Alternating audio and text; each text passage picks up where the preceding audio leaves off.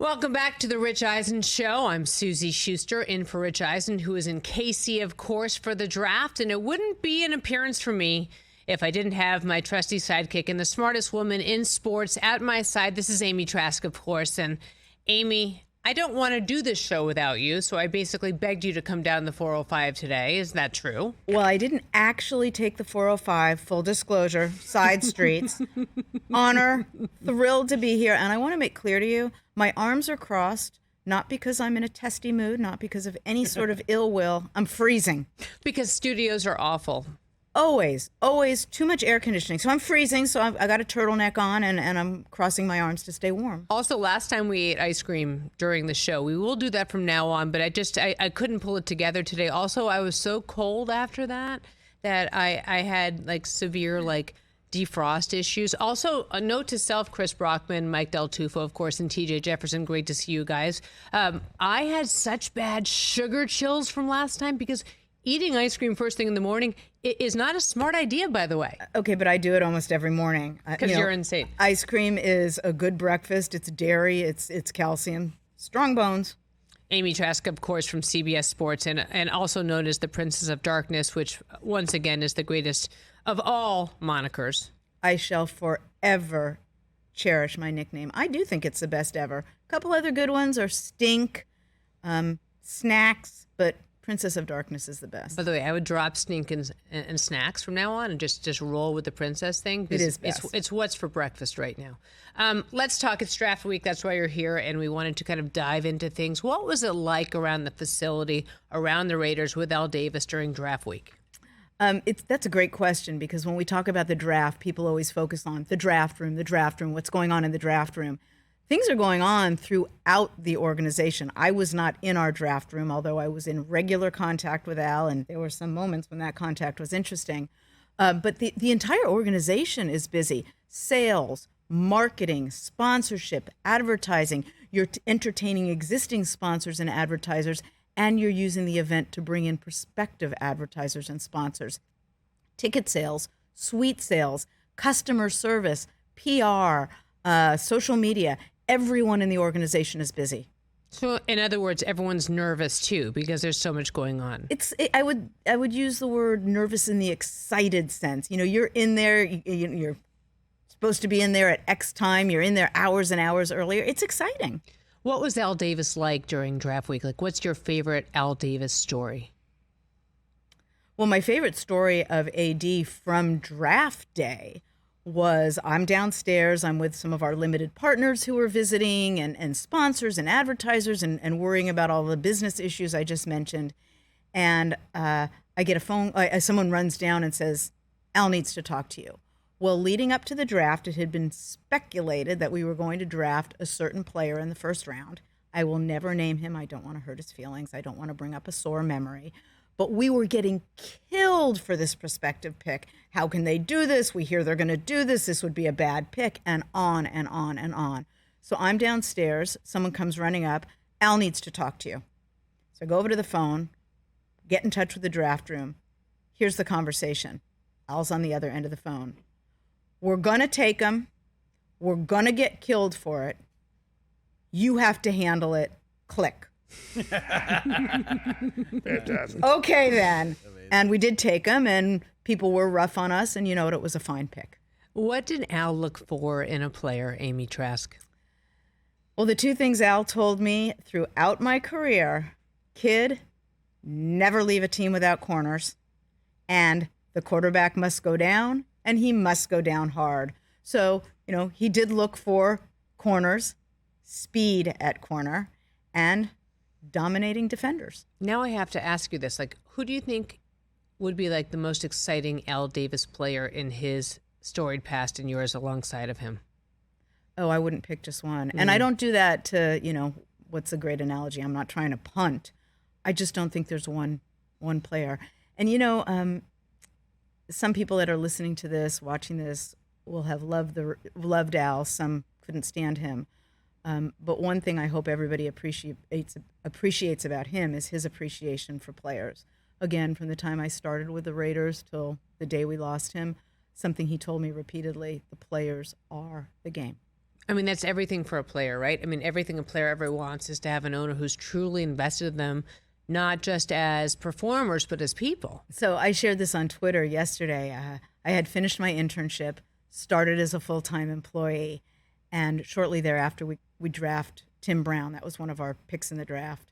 So at one point, I sort of observed, I thought about it, and I said to Al, you know, I was sort of taken in the same draft as Tim. And Al looks at me. Tim was a first-round pick. You were a street free agent. And he was right.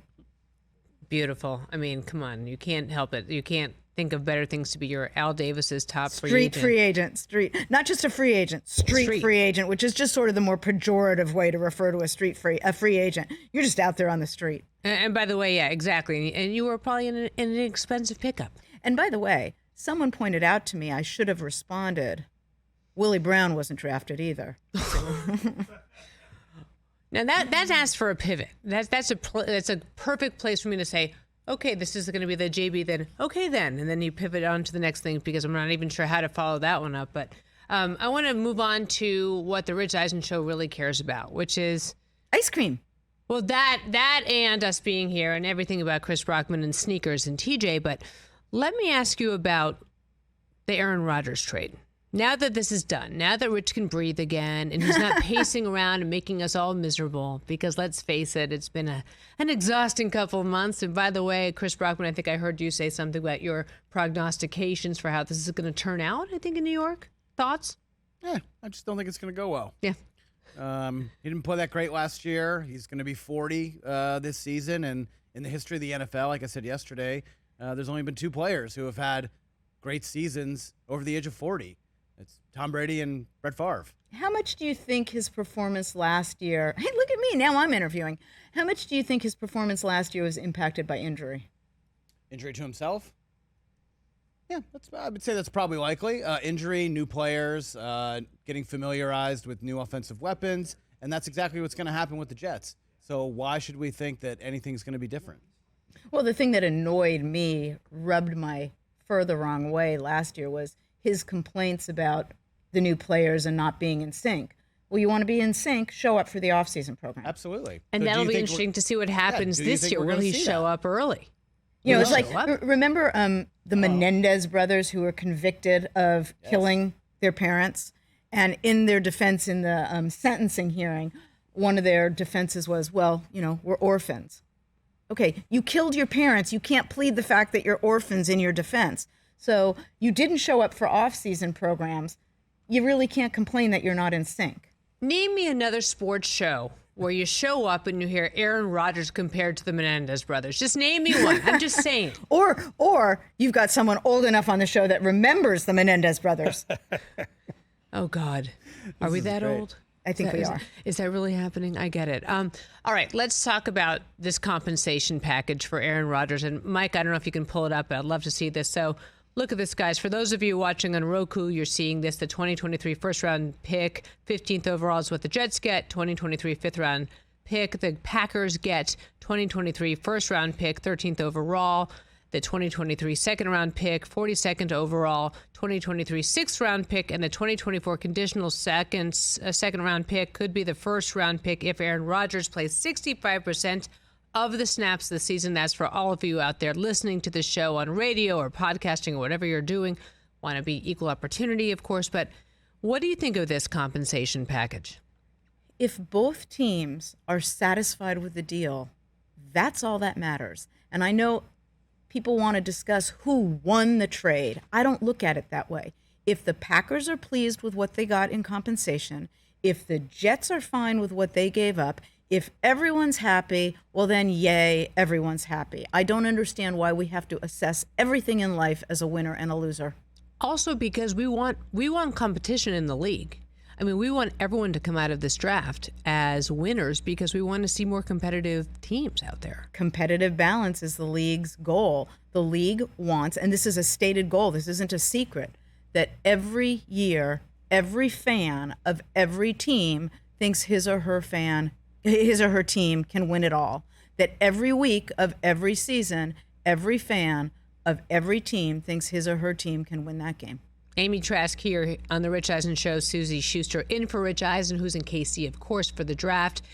Amy, in the next segment, don't go anywhere. We're going to play our new game, Lying Season or Not, because honestly, the lies are flying around. GMs are just out there just spewing and with impunity. With impunity is a good way to put it, and you're a lawyer, so you'd of course add the impunity, but that'll be our next segment. Don't go anywhere.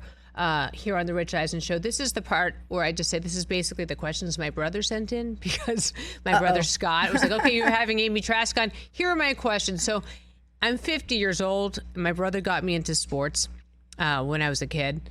And basically throughout my career, he'll be like, okay, ask this question, which is great because it's kind of like having Takes a village. It's like basically having like it's like a net when you're flying high above on the trapeze. These are the Scott Shuster questions. Ready? Here we go. I'm ready, Scott Shuster. Here we go.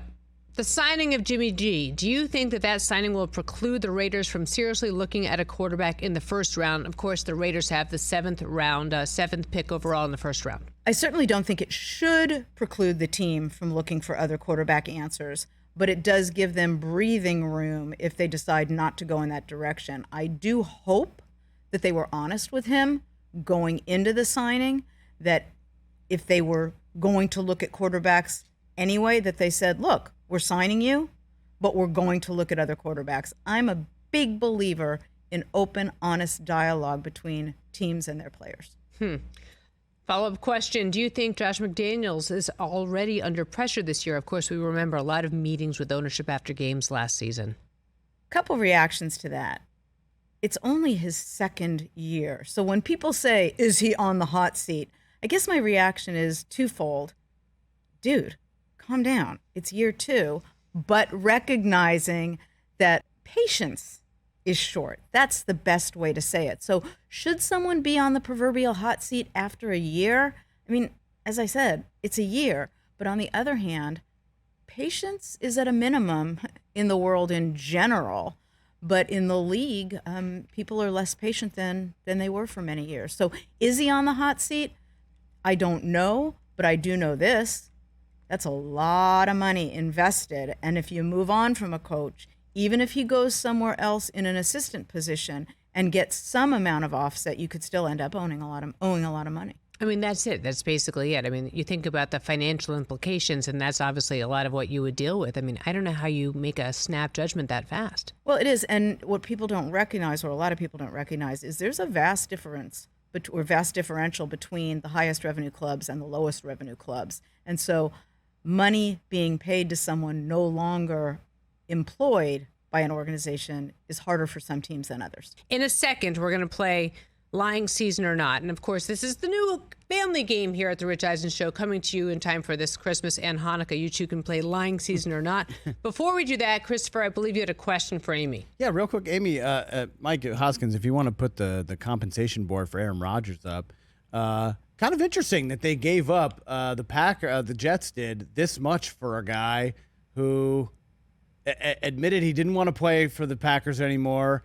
And I just think Brian Gutekunst did an amazing job of getting what he got from the Jets, considering that Rodgers said he wasn't going to play for them anymore, and it's getting $60 million off of their cap. How did you analyze this trade when you saw it, and do you think kind of the Jets got fleeced a little bit? Well, I'll say two things that are not mutually inconsistent. I agree with you that the Packers did a good job. They had the need to move on for the reasons that you just said, as well as other reasons, and they did a good job drawing compensation for that. But if the Jets got the man that they wanted, whether you agree with it, whether I agree with it, whether anyone thinks he's the right guy, if they got the guy that they want and they're comfortable with what they gave up, then Jets fans can be happy as well. In other words, it's not mutually inconsistent to say the Packers did very, very well, which they did. But if the Jets are fine with what they gave up and they're happy, well, then there you go. Everybody can be happy. Yeah, it's kind of our job to just analyze it and break it down. But ultimately, like you said, if Rodgers takes them to the AFC Championship game, or they go to the Super Bowl, or maybe they even win it, then it really doesn't matter how many first-round picks they gave up, right? Because in the end, it's all about, chasing. Well, and that sort of goes back to the Rams from a couple years ago when everyone was so critical of the Rams doing all they did and giving up picks. But you know what? I don't know a team that wouldn't do anything they could to win a Super Bowl. Now, I'm not suggesting that's going to be what happens for the Jets. Maybe they make it to the playoffs. Maybe they don't. That's a tough division this year with the divisional games and then the out-of-division games they'll be playing. But if this is the guy the Jets wanted and they're willing to give up the compensation they did, then fine. Do you think this puts the Jets as a top 4 team in the AFC or just a playoff team? Like, where does this put them now? Because, a lot of people, I think they have, the 4th or 5th best Super Bowl odds now, because a lot of people are projecting that they could be. And I think it's way too early to tell. Look, it's April.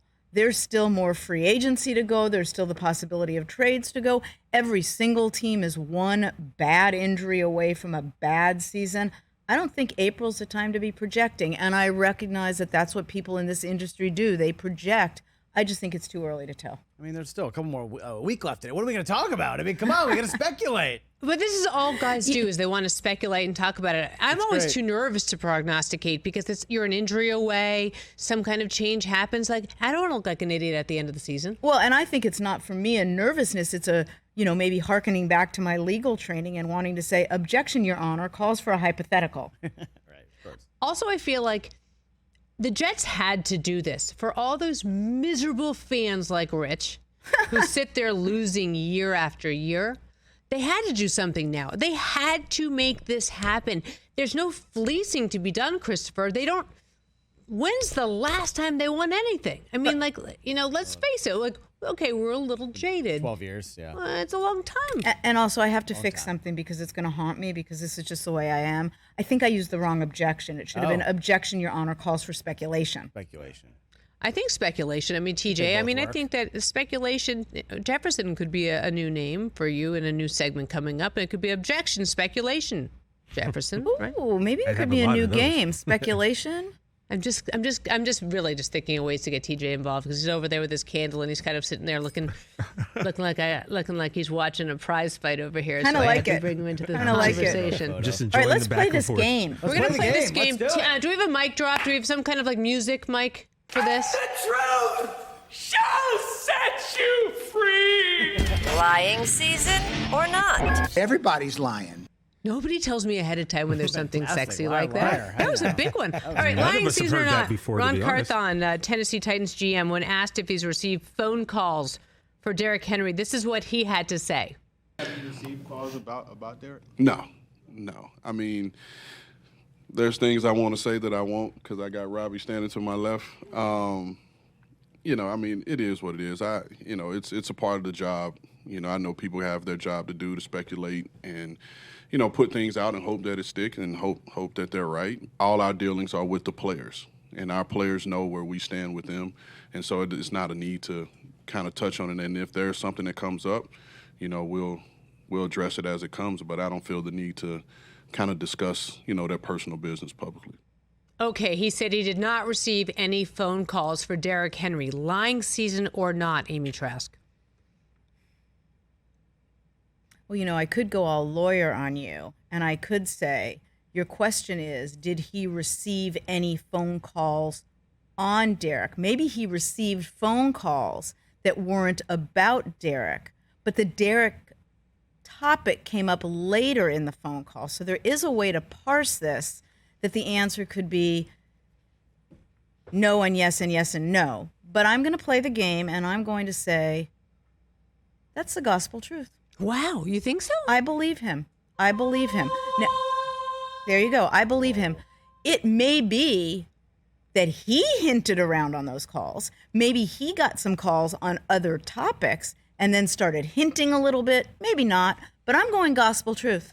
Chris, you think so? I think that's crazy. Someone had to call him. I think it's absolutely crazy. I think I think I just got called crazy. Derrick, You're not crazy. you're not crazy. This is crazy. It's lying. You're not Yeah, crazy. but I'm saying he's telling the truth. You know more than we do. We're idiots. We're just opining over here. We're just basically lighting the media fire over here. It's lying season. The Titans are not making the playoffs this year. Let's be honest. It is lying season. I agree with you. I just don't think he's lying. Ryan Tannehill probably won't be the quarterback in 2024, and so you're not just going to let these guys walk. You got to get something for your assets while you can, while they still have value. Right. And so what better value than just getting rid of Derrick Henry? Maybe get a second and a third back, and then you can reload for whoever the quarterback of your future is. There's no way no one called. But Buffalo didn't call. Philly didn't call. Come on now. I don't believe that. I think you guys are never going to want to play this game with me again because I am going to go all, Al Davis used to say, well, you know how she is with words because I'm very particular about listening to words. The question wasn't asked of him, have you had any discussions about Derrick? It was, have you received any calls on Derrick? Maybe he didn't receive them. Maybe he initiated them. Then he's not lying. When we make the board game, you're going to have the gavel, and we're going to have I could be the judge. I could be the judge. Yeah, you can be the judge, and we'll be the morons basically just trying to make a story where there isn't. Because you're absolutely right. He could have had conversations about him, but he may not have gotten the phone calls. That's true. You guys are going to so regret having me play this game. I never regret you, ever. All right, let me have another one. Anywhere. John Lynch, San Francisco 49ers GM, when asked if he expects Trey Lance to be on the roster next season, said, is it accurate to say your expectation is Trey Lance is going to be on the roster throughout the 2000s? Yeah, absolutely. I expect Trey to be here. And, we're excited about Trey's ability to compete and what he can do for our franchise, just as we were when we drafted Trey. I think the only thing that's changed this offseason is that Trey's gone and got himself healthy. He was injured last year. He's done a really good job of doing that. He's done some different things in terms of his training this offseason. He's very encouraged by that, and we'll see when we get an opportunity to get out there on the field with him. But we have every reason to be encouraged as well. We are excited about Trey, lying season or not. Well, the question, if the question is, are you excited about Trey lying? Lying. How does that one go? GTFOH. Lying season. Lying season. Now, do you expect him to be there? The answer, probably, if we could have gone into his brain, was, yeah, I expect him to be here, but I'm hoping that if we're having this conversation, I can encourage other people to call me so he's not here. What is the word kids today use? Oh, manifesting. Kids today, and I'm saying kids, but I think grown-ups use it as well, which is he's trying to manifest perhaps Trey not being there. Although, you know what? Maybe he does want Trey to be there because, after all, they gave up umpteen picks to get him. And maybe they want to be proven smart that he stays and he plays well and they can prove that their picks were well used. But if the question were, are you excited about Trey being here? GTFOH. Right. Well put. Well, by the way, if the question was, are you glad you gave up all those first-round picks to get him? Double GTFOH. Chris, thoughts? TJ, you've been to the club, right? You've been to the club back in the day. They walk around. They have these giant signs, right? And you can put whatever on it. It's like "Happy Birthday" or whatever. Debo Samuel, come to wherever, and he was just like, eh.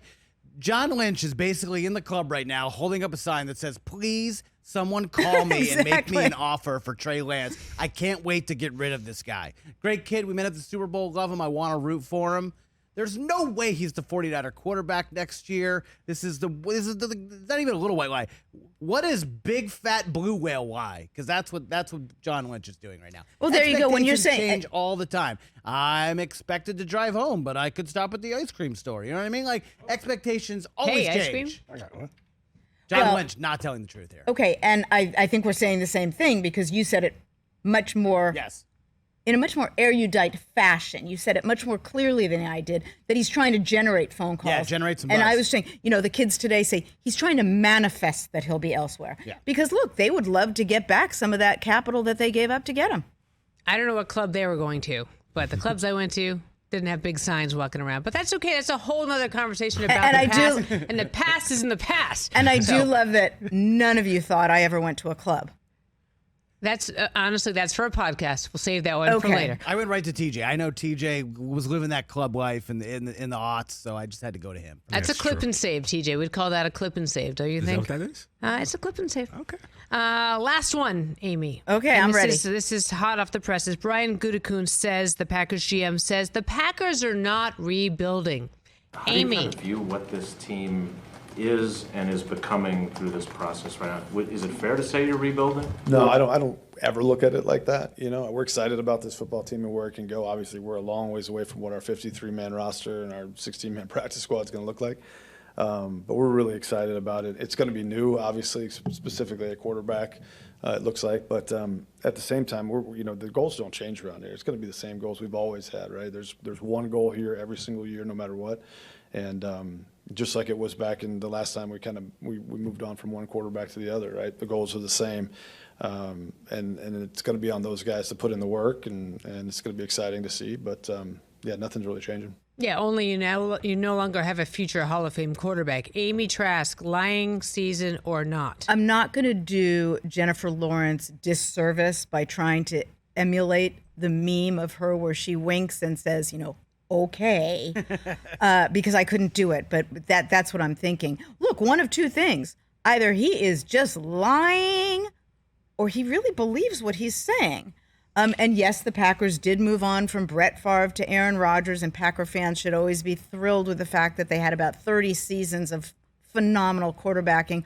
We don't know what Jordan Love is going to be yet, but to suggest that they're not going to be growing and I don't know the exact words, growing pains or rebuilding. The Jennifer Lawrence meme came to mind. He's either not telling the truth or he really, really believes that. And by the way, for him to say every team has the goal of winning every year, yeah, we get it. That's every team's goal. It doesn't make it a realistic goal.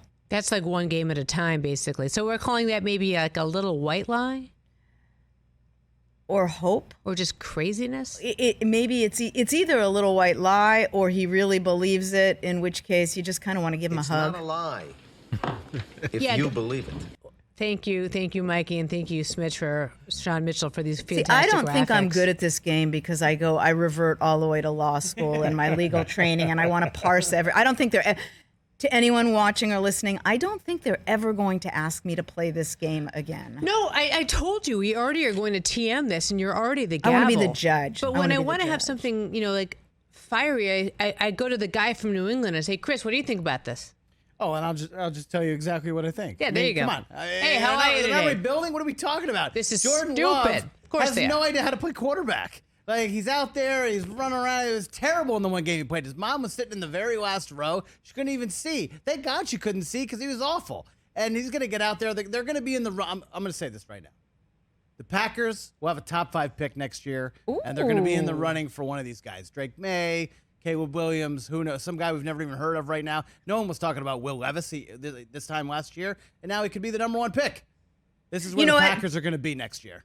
A compelling argument, counselor. That was a very compelling argument. I am now going to shift to lying. See, I look at this different then. I'm going to take a different approach. The fact is, if he agrees that they're in rebuilding mode, then that would also mean that he hadn't been doing his job in the time that he's had this position. So therefore, the question is, do you believe he's telling the truth? I do believe he's telling the truth, because for him to say, yeah, we're rebuilding, which mean that he also knew that he did something wrong or he didn't do his job to the fullest. So that's why I kind of believe he's telling the truth there. Which is kind of like the same thing as tap dancing, which is kind of like saving his neck. Is that what you're trying to say? Oh, here, that's TJ? a good one. Tap dancing should be another category. We call it covering your hind end. CYA. Covering your tuchus? Cover your ass. That's another good category. CYA. It took me a minute. I went there. I think this is a great game. I'd like to have you back to play it again. I think I might kind of like to be the judge. Why don't we have a Judge Amy show? Like where all of you say whether you think, and then I rule in someone's favor or not. I think this is the next time we are I'm getting here a gavel. for the Rich Eisen Show. I think it's called Judge Amy. Roku, I'm telling you. I mean, it wouldn't be. I'll wear a little black robe. I'll bring a gavel. With a new idea. Yeah, sexy, cute. I'm here for it. Okay. Best argument gets ice cream. By the way, I'll bring the snacks. Although we'll all win because we'll all get ice cream.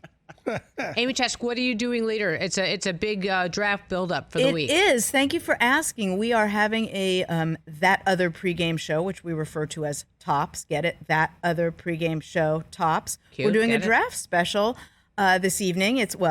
They call it evening in New York time. In California time, it's from 4 to 7 on CBS Sports Network.